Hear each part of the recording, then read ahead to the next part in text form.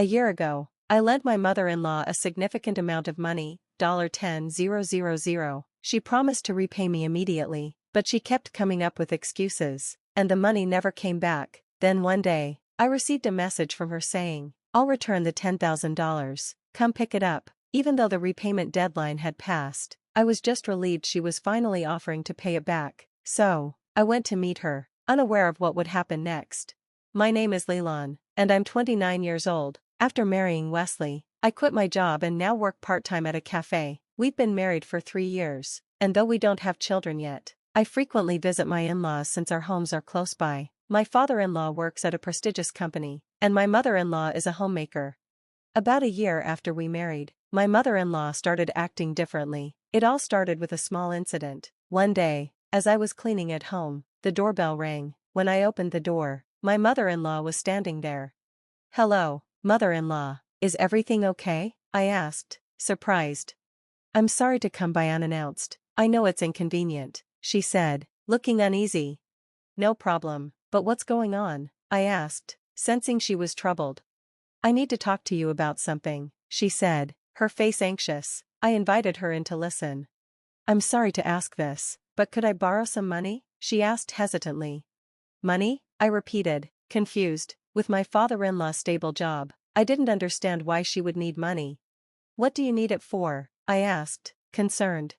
"I need to repaint the house. We're a bit tight on money right now," she explained.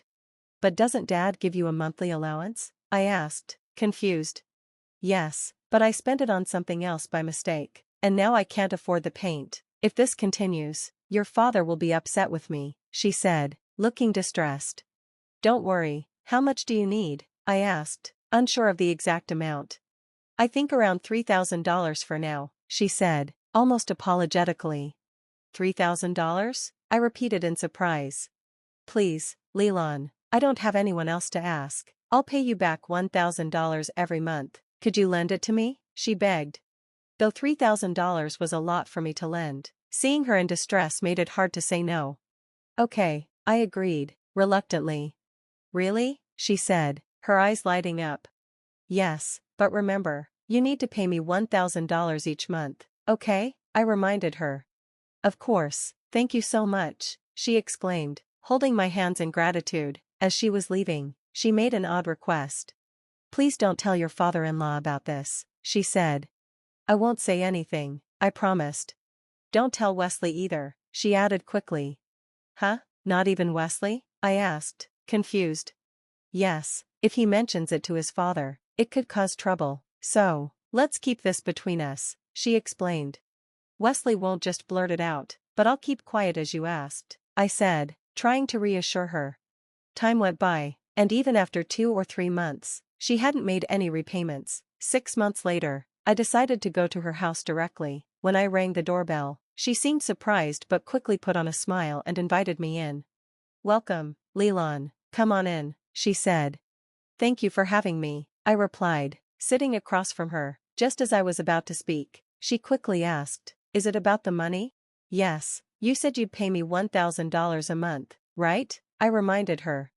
"Yes, I remember," she said, her tone becoming tense. "But it's been over 6 months now," I said. Before I could say more, she started crying, covering her face with her hands. "Oh, I'm so sorry. I know I should have paid you back by now, but things have been really tough for me," she sobbed. "I understand, but you have to remember, I didn't just give you the $3,000, I said gently, trying not to push too hard. "I know, I'll pay you back properly, just wait a little longer," she begged through her tears. Seeing her so upset, I decided not to press any further and left without the money. Since I had promised to keep it a secret, I couldn't tell my husband. Eventually, after about a year, she finally returned the $3,000. "Leland, I'm really sorry for the delay, thank you for waiting," she said. I was frustrated but decided to let it go, understanding that she must have been in a difficult situation. 6 months later, she came to me again, asking for $10,000. $10,000? Are you serious? I asked, astonished.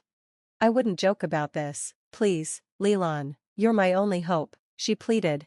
"Even so, $10,000 is a lot," I began to say, but she interrupted. "I know it's a lot, but I don't have anyone else to turn to. I'm in a desperate situation, she explained, her voice trembling. Seeing her in tears, I didn't know what to do. After the previous loan wasn't repaid on time, I wasn't sure I could lend such a large amount. Why do you need $10,000? I asked. I can't lend it to you unless you tell me why, I said firmly. After a pause, she explained. A friend of mine is seriously ill and needed money for medical treatment. They have no one else to help them, so they turned to me. So you lent them $10,000 for their medical expenses? I asked. Yes, but that money belongs to my husband. I need to pay it back quickly, she said. Why not just talk to your husband about it? I asked, frowning. She slammed the table in frustration. That's not an option. My husband is very strict about money, even though this isn't something bad. He would get furious if he found out, she said, her voice rising in tension. After regaining her composure, she added, please, Leland, I promise this is the last time. I'll pay you back right away, please, just this once. Knowing how strict my father-in-law was about finances and understanding her actions, I reluctantly agreed to lend her the money. A year passed, and I still hadn't received the $10,000. Recently, I found out I was pregnant, and I knew I would have many expenses ahead. I needed the money back, but being in the early stages of pregnancy, I couldn't go to her house. I kept reaching out to her, asking about the repayment, but her responses were vague, and recently, there was no reply at all. It felt like she was avoiding me. I couldn't let this continue, so I decided to talk to my husband. Wesley, can we talk? I said. I started cautiously. I've been keeping something from you. I lent money to your mom. His brow furrowed. To my mom? How much? He asked, clearly puzzled. 10,000, I said quietly. What? Are you serious? Why such a huge amount? Did she force you into it? His voice rose in disbelief. No, it wasn't like that. She had her reasons, and I agreed to lend it, but it's been a year, and she still hasn't paid it back, I explained.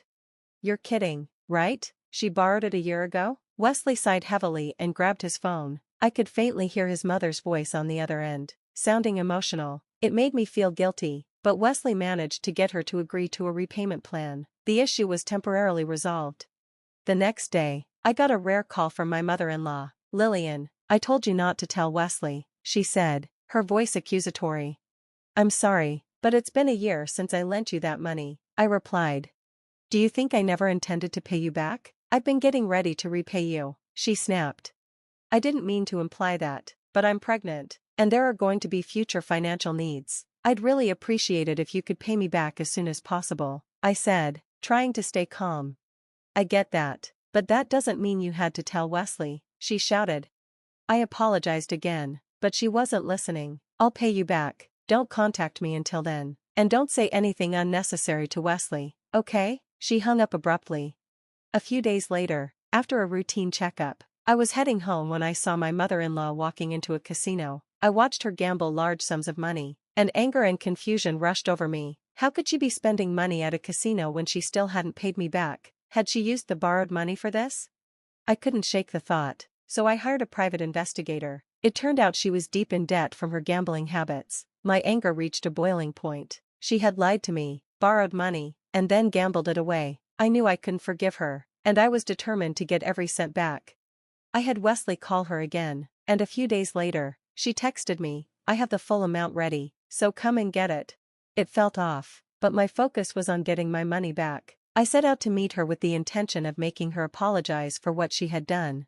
When I arrived, my mother-in-law looked displeased, and my father-in-law was sitting in the living room, looking tense. She handed me an envelope. Here, Lillian.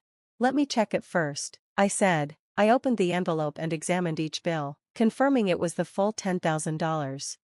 Suddenly, my father-in-law glared at me. What's with the attitude? After we've helped you, this is how you act, he said, his voice harsh. Helped me? Who helped me? I asked, confused. Can't you at least say thank you? How rude, he scolded, pointing a finger at me. My mother-in-law turned pale, and I immediately realized what had happened. She had made me the villain to her husband and convinced him to give her the $10,000 to cover up her mistake. She had told him I was in financial trouble. My mother-in-law quickly intervened. Please, let's all stay calm. Lillian didn't mean any harm. What's going on here? My father-in-law snapped. You asked for $10,000 because you're having a baby and can't afford it. That's just unreasonable. But, you know. My mother-in-law started, but he cut her off. They say childbirth is expensive, but that's something a couple should figure out on their own, he said angrily. And where's Wesley, that idiot son of mine? As his anger shifted to me, I realized I couldn't hold back any longer. It was time to tell the truth. With all due respect, Father, I didn't come here to borrow money. I lent $10,000 to your wife. I'm here to collect it, I said plainly. What are you talking about? He asked, confused. I just said it. I'm here to collect the $10,000 I lent to your wife, I repeated calmly. What do you mean? He looked stunned, while my mother-in-law began sweating nervously, trying to stop me from saying more. I was done staying quiet. Father, I said, I'm going to be straightforward. Your wife owes me $113,000. She repaid me $3,000, but I'm here to collect the remaining $110,000. I didn't come here for help, I added. He turned to his wife. Didn't you tell me that Lillian and Wesley were struggling with baby expenses? My mother-in-law couldn't look him in the eye. It seems your wife has a gambling debt, I said, speaking on her behalf. What, the casino? He repeated in disbelief. She pretended to need money and borrowed it from me, but she used it to gamble. I don't know if my $10,000 went straight to the casino or if she used it to pay off other gambling debts, I explained. Is this true? My father-in-law asked her, his voice hardening. If it is, you need to apologize to Lillian right now. I interrupted. No matter what, I can't forgive her. After today, I'll be cutting ties with her. The words seemed to shock my mother-in-law. She leaned forward, begging, Wait, Lillian, it's not what you think. There's a reason for all this. What's the reason? I asked coldly. You were in debt and used my money to gamble. You made me the villain. And now you've dragged your husband into this. I'm done. I'm cutting ties with you, I declared. She continued, almost desperately, but there's more to it. Shut up, I snapped, losing patience. You have no shame. No matter what happens to you, I won't help you. I'll never see you again. You're a gambling addict. I put the $10,000 in my bag and walked out, swearing I would never return. That night, my mother-in-law showed up at my door, crying and kneeling before me. I'm sorry, please forgive me, she sobbed. Apologies won't fix this. Neither Wesley nor I have any intention of forgiving you, I said coldly. Please, don't say that, she begged. I'm sorry, but please leave now. You're causing trouble, I insisted. Mom, it's too late, Wesley said. I can't protect you anymore. Go home. He escorted her out, and that was the last time we saw her. Eventually, my father-in-law announced he would divorce her, but the divorce wouldn't be finalized until she repaid the $10,000 she owed me. Fearing the divorce, my mother-in-law started working, something she had never done before, trying to support herself. Since then, Wesley and I have moved away from her, and we deleted her contact information. We live closer to his work, and we plan never to see her again. We have no bitterness, though, because a new life has entered our family. Now, the three of us are happily living together, and when our child gets married one day, I'll make sure I'm nothing like my mother-in-law. Holding my child close, I made that vow in my heart. Thanks for watching, and I'll see you in the next video. Stay stunned.